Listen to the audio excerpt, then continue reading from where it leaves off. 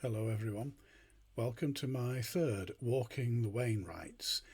This time I'm going up Great Crag and Grange Fell, round about 6 miles, in theory 3¼ hours of walking and just under 1800 feet of climbing.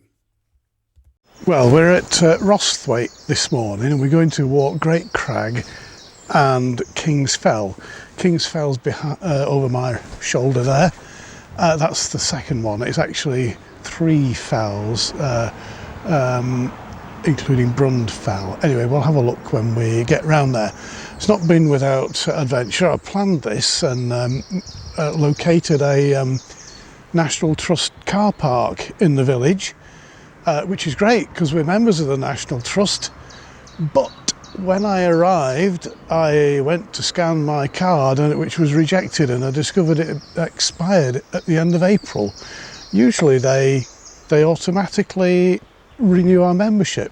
The thing is here, I can't make a phone call because there's no mobile phone signal, and there was no other means of paying there apart from using cash. So I thought, oh dear, I'm a bit snookered here. I better just drive and see if I can park on the roadside somewhere.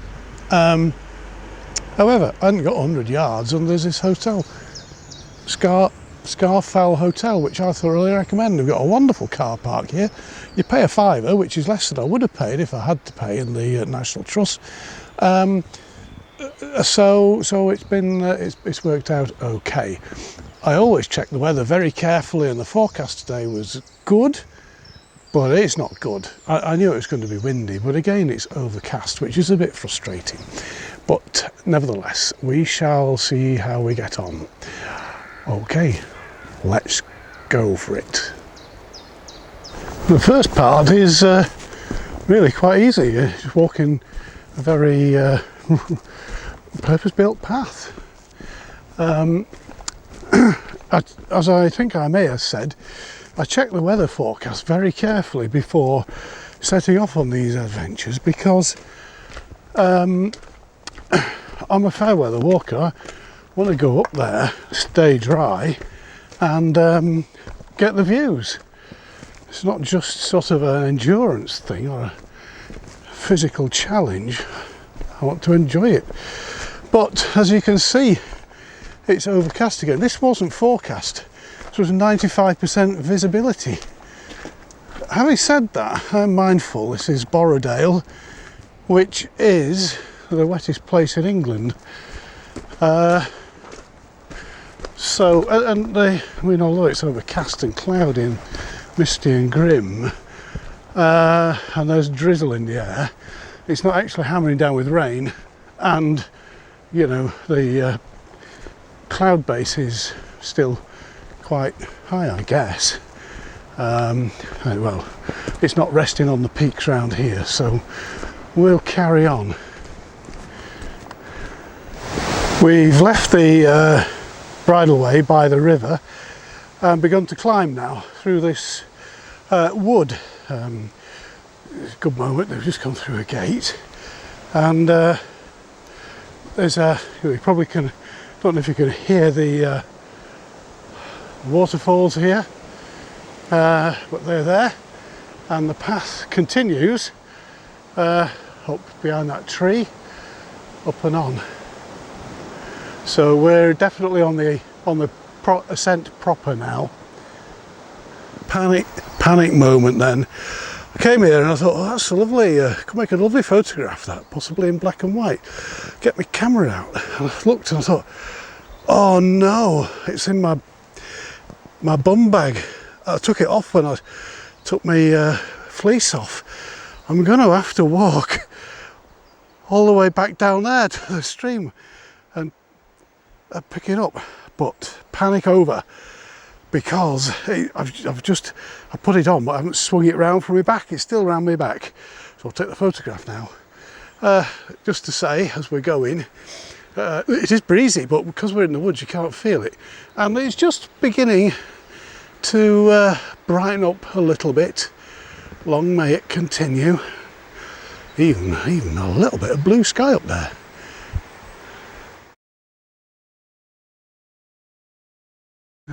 So we made it above the trees, and of course trees are fine to walk in, keep the breeze off you, and maybe the rain to a certain extent, but you can't see what's going on, can you? So when you come out of the trees, all this opens up before your very eyes. I'll just pan round, because it's the weather's getting a little bit brighter, clouds are lifting, and I'm on my way, continuing up there. So I've walked up, and it's heather up here, which is a little bit unusual for the Lake District. But, and as Wainwright says, if you've got to do this walk, do it in the autumn. We've arrived at Dock Tarn, and our path lies, well, actually it's just there, but that's the direction we're aiming in. Oh, and I should just add, people who've just come down this path said the wind will catch you at the top. Okay, so I'll have to hang on to my hat. So here we are at the top. Stuff that in my pocket, and that's the direction we'll be going in to the next fells. And that, I don't know, you can actually see that water in the distance. That is Derwent water. But I'll pan round. Guess that's north-ish. And you see, it's a bit like last week. It's kind of overcast, but not exactly raining. The good thing is, at the moment, at any rate, the wind has dropped, although you can probably tell by the speed of the clouds that it doesn't seem to have dropped much up there. Anyway, there we are. So that's our direction now. But first of all, it being 12:32, it's time for a bite to eat. We're coming down now. Oh wow! And the wind's picked up. It's quite a good path, a bit like a staircase again. And we're going to walk across to the other side up there. There's a good path. So there we go. This is a bit unfortunate. The path divides. One goes off to the right, but mine goes through that bog there. Such is life. So here we are on Grange Fell, and I believe this is the highest point as far as I can see anyway. If you look around, it's like a mass of boulders really. And over here we've got Derwent water.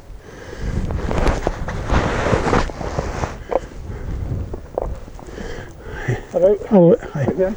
Yes. And that's where we've come from. It's a right quagmire.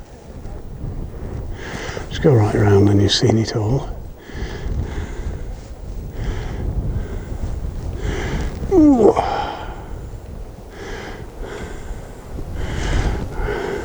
There we are.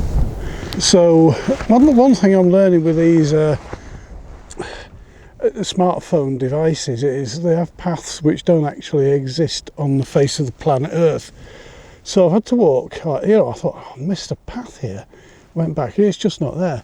So I walked on, there is a path, and I walked down this T-junction here, and then I'm off to the right, because I'm going up, I think it's called King's, have I got that in the frame? King's How, I think it's, trouble is I can't see it. Yeah, that's the one anyway, it's got the tree on it, yeah. That's where I'm going now. But just while I'm here, just pan round again. That's above Keswick, so that's Skiddaw, I believe. I've not been up there ever. A lot of these peaks I've been up before. Not these. I've been up Luffrey Fell before. Not been up these that I've been on today. And then I'm going, walk round. There's some people from Burton-on-Trent there, very chatty, very helpful. Back to Rosthwaite, they're just going back there, but I'm going up King's How. Last descent of the day is following the path round here, cuts across there, joins up there, then up, and that's it. Well, just got to walk back to Rosthwaite then. Now I'm here, I see that path there, I think to myself, oh look, there's another path there, which is a bit more direct, so that's the one I'll take. Well, here I am, top of the last peak of the day, King's How. Looking back, that's where I've come. Well, it's the one on top of the one I've just come from. I wonder if I can pick it up. Can you? Yeah, there, you can see that, can't you? Been up there. And it never seems much when you look back. Sometimes it doesn't seem all that much. Anyway, that's whoa, that's Rosthwaite, right in the far distance up there. So a fair walk back. It's mostly on the road, but that's life. There is another path down, but it would involve going back the way I've come. I'll think about that. Anyway, I'll pan round again. The thing is, from here you get an absolutely fantastic view of Derwentwater in all its glory. How's that? There. Short of having a drone or a helicopter, the only way, or a jetpack, you get a jetpack these days, can't you? The only way to get that view is to walk up here. So there we are. That's last peak of the day. I'll look at the map now and see which way I fancy going back. Okay. More or less finished the walk now. Come to this babbling brook, I've got to cross it.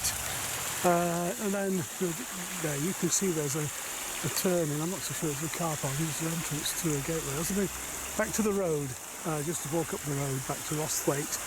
What time is it now? 3:23. I'll be back by 4. No problem. Well, long before 4. 20 minutes, 15-20 minutes max. So I'm just walking into Rosthwaite to the car now.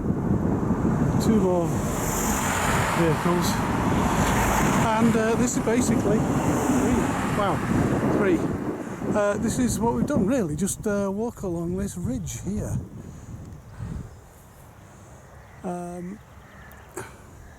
And the peaks on it to the end there. Good day, and a bit of sunshine now.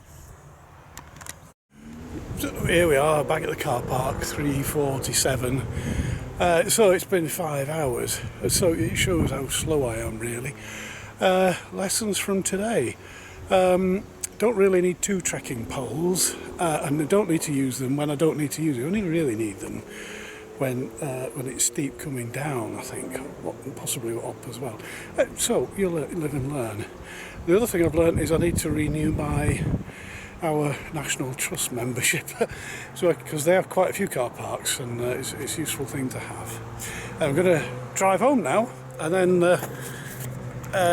edit the tape.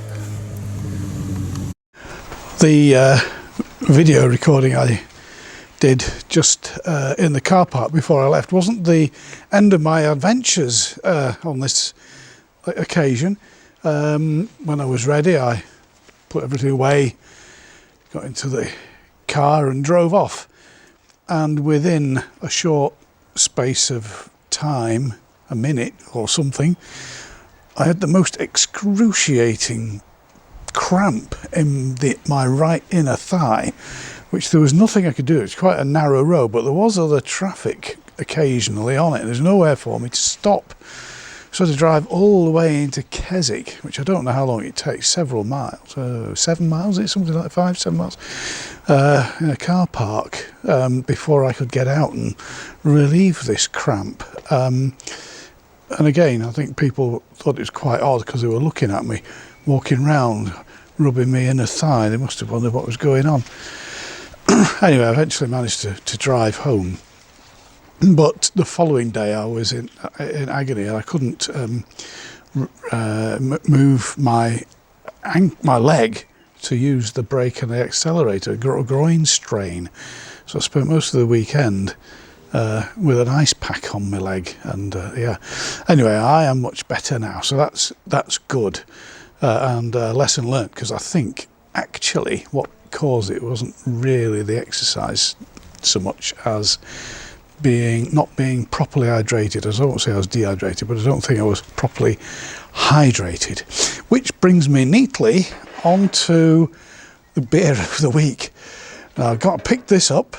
It's from the Hawkshead Brewery. Hawkshead, of course, as you probably know, is in Cumbria in the Lake District, lovely little village. So Hawkshead Brewery, this beer is from the Hawkshead Brewery, which is not in Hawkshead, it's in Staveley, which is halfway between Kendal and Windermere, and Staveley has a special place in my life because that was my first home. I'm really just a simple country bumpkin from a village in the Lake District. So let's try it. No doubt that, well, it's another brewery I have actually been to. I've not done a tour, but there is a viewing gallery when you go there. And incidentally, I'm doing something which is not advised.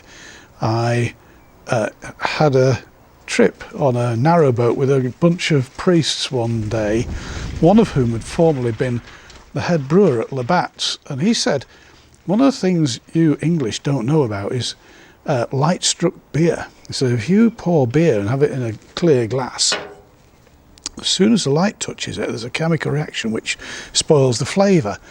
Having done all that, I'm going to try it anyway. So apologies, Wes, if you're watching this. Let's give this a try.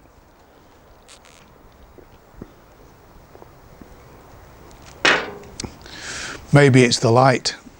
Maybe it is light struck, I don't know, but that is really well hopped. Tangy, it's almost tangy to the state of being sour. So despite the fact Hawkshead Brewery the beer is brewed in Staveley, I don't think I'll be drinking much of this again. Incidentally, we've trimmed up for the Queen's Platinum Jubilee. I'm sure you realise that. Anyway, and I think I will have recovered maybe by next week to have another go at some more fells. So see you then. In the meantime, cheers.